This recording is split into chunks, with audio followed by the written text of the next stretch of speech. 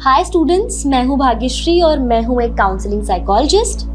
और आज हम बात करने वाले हैं एक बहुत ही इम्पोर्टेंट टॉपिक के बारे में। आई एम श्योर जो सारे क्लैट एस्पिरेंट्स को साइलेंटली अफेक्ट कर रहा होगा, एंजाइटी और पैनिक। अगर कभी आपको लग रहा है कि आप पढ़ाई कर रहे हो और आपका हार्ट रेट एकदम से बढ़ रहा है, जब आप एग्जाम देने बैठ रहे हो आपका दिमाग ब्लैंक हो गया है और जैसे आप कुछ नहीं कर पा रहे हो और आपको बहुत स्टक फील हो रहा है और सिर्फ रोना आ रहा है, तो लेट मी टेल यू, आप अकेले नहीं हो। ये एंजाइटी और पैनिक के साइंस हैं। तो चलिए आज समझते हैं ये क्या होता है, क्यों होता है और सबसे इंपॉर्टेंट इसका सलूशन क्या है। बहुत सारे स्टूडेंट्स को ये कंफ्यूजन होता है कि ये मैं एंग्शियस फील कर रहा हूं तो ये क्या है, मुझे समझ नहीं आ रहा। आप कई बार अपने आप को एक्सप्लेन नहीं कर पाते हो कि आपको कैसा फील हो रहा है, राइट? तो एंजाइटी एक इमोशनल एंड फिजिकल रिस्पॉन्स है जब आपके माइंड को लगता है कि कोई थ्रेट या डेंजर है। ये एक नेचुरल रिस्पॉन्स है जो हम स्ट्रेस या अनसर्टेनिटी जब होती है तब शो करते हैं। जैसे मुझसे इतना वास्ट सिलेबस कंप्लीट नहीं होगा, अनसर्टेन सिचुएशन, मेरे मॉक टेस्ट के स्कोर्स गिर गए हैं, डेंजर, थ्रेट कि मैं आगे क्या करूं, तब एंजाइटी होती है। ये जनरली जरूरी नहीं है कि रियल प्रॉब्लम्स के वजह से ही हो। कई बार हमारी सेल्फ मेड या इमेजिन्ड प्रॉब्लम के वजह से भी एंजाइटी हो सकती है। जब आप एंग्शियस होते हो तो आपको ब्रेथलेसनेस फील होने लगता है और आपका दिमाग एकदम ओवरथिंकिंग मोड में चला जाता है।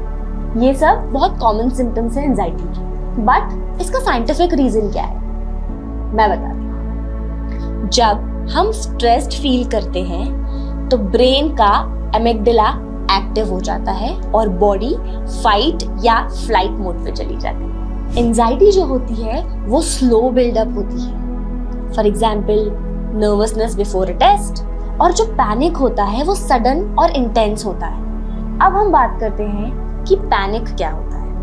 पैनिक एंजाइटी का ही एक एक्सट्रीम वर्जन है। कुछ फिजिकल सिम्टम्स जो आप डेफिनेटली फेस करते होंगे जब आप बहुत पैनिक सिचुएशन में होते हैं। आपका चेस्ट बहुत टाइट फील होने लगता होगा, आपकी बॉडी नम हो जाती होगी या एकदम आपके हैंड शेक करने लगते होंगे और ऐसा लगता होगा कि आपको चक्कर आ रहा है and you are not able to think of anything. अब आपके दिमाग में ये आता होगा कि हमें पैनिक और एंजाइटी क्यों हो रही है। इसीलिए हो रही है क्योंकि आपके दिमाग में हमेशा एक अनसर्टेन थॉट रहता है।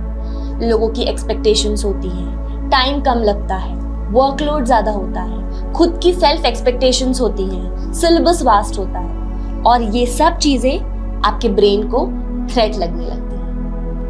Now let's get to the most important part, the solution. Number 1, reality check technique. That means thought versus fact. जब भी लगे कि आप फेल होने वाले हो, आपसे ये नहीं हो सकता, take a pause, take your notebook and write.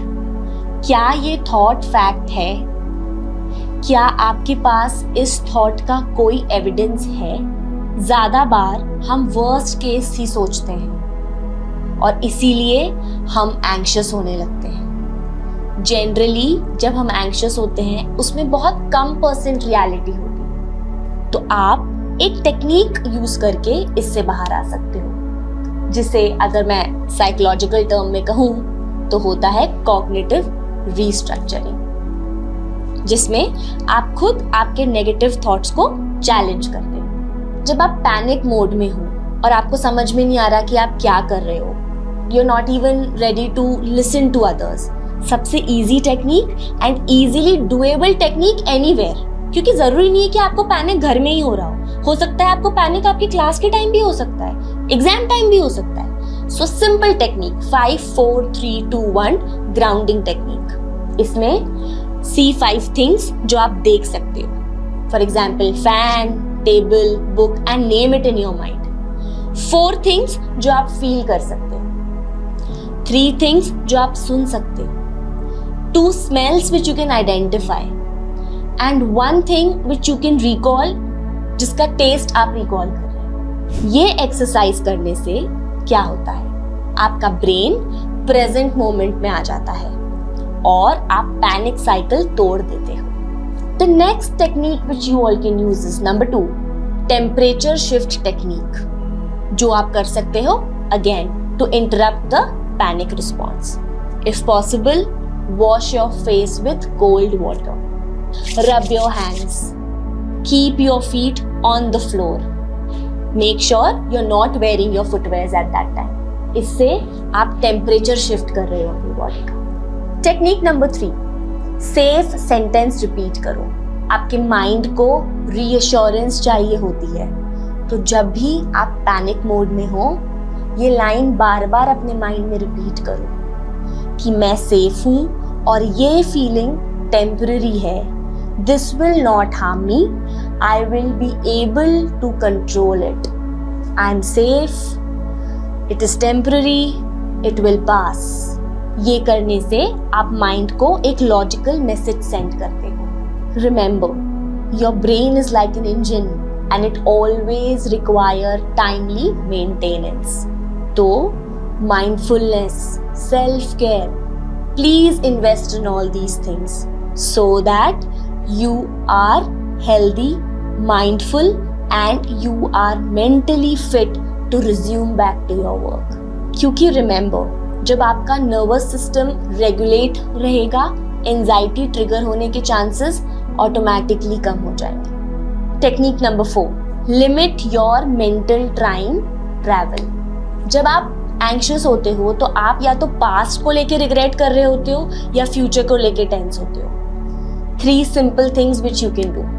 Write 3 things you did well today only, because we are only thinking about our present day.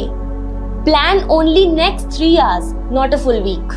Because if you plan the full week, आप उसको देख के ही anxious और panic में आ जाओगे कि ये मुझसे नहीं होगा। And the third one, scheduled worry time. मतलब पूरे दिन टेंशन और वरी लेने से बेटर है जब हम सोने के लिए टाइम डिसाइड कर रहे हैं, उठने के लिए टाइम डिसाइड कर रहे हैं, फ्रेंड्स के साथ जाने के लिए टाइम डिसाइड कर रहे हैं। Why not worry time? Why? Because it will give you self control. Take a 10-15 minute slot every day and write down all your worries in a sheet of paper.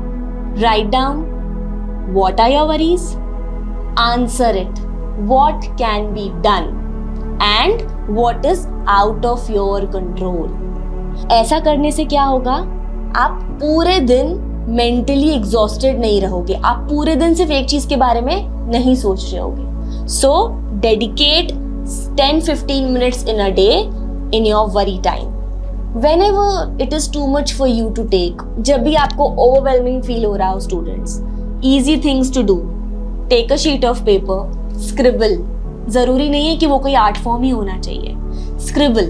Just take a color, take a pen and start scribbling. Take out all your unwanted thoughts on a sheet of paper.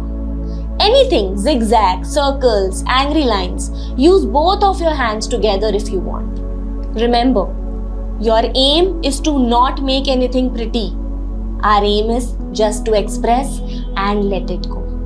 When you do this, it helps the right hemisphere of your brain to release all your bottled up feelings, which is very important. Next strategy could be bilateral movement or tapping. जब भी आप panic situation में आ रहे हो, start tapping your hands, your thighs, your shoulders. ये करने से क्या होगा? बायलैटरल मूवमेंट आपको हेल्प करते हैं both side of the brain integrate करने में, जो आपके नर्वस सिस्टम को काम डाउन करेगा। You can March slowly, tap your feet, just get up from your place and move your body little. So students, keep in mind कि anxiety और panic आपको scary लग सकते हैं, सिग्नल आपके brain को ओवरलोड कर सकता है, but remember there are solutions to deal with it. Don't ignore the signs and symptoms which your brain or your body is showing. Seek help if needed. Help लेना weakness नहीं, wisdom होती है। I'm sure ये practical strategies आपको बहुत useful होंगे आपके day to day routine में। So please execute all of this and please let me know in the comment section कि और क्या टॉपिक्स के बारे में आप चाहते हैं कि हम वीडियोस बनाएं. Till then, take care of yourself. See you all very soon.